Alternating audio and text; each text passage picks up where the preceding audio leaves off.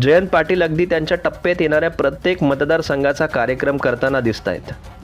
महायुतीमध्ये नाराज असणारे आणि आपला चांगला जनसंपर्क राखून असणारे, चांगले आणि इम्पॅक्ट निर्माण करणारे उमेदवार आपल्या गळाला कसे लागतील या गोष्टीवर त्यांचं जोरदार काम चालू असलेलं दिसतं आणि त्यात ते बऱ्यापैकी यशस्वीसुद्धा होत आहेत.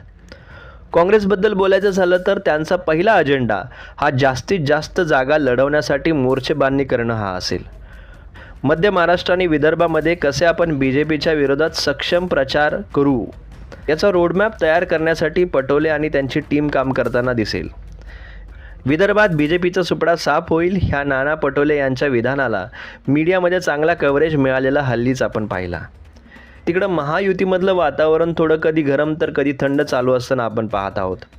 अवकाळी पाऊस, शेतकऱ्यांचे प्रश्न, मराठा आरक्षण, छत्रपती श्री शिवाजी महाराजांच्या पुतळ्याबरोबर झाले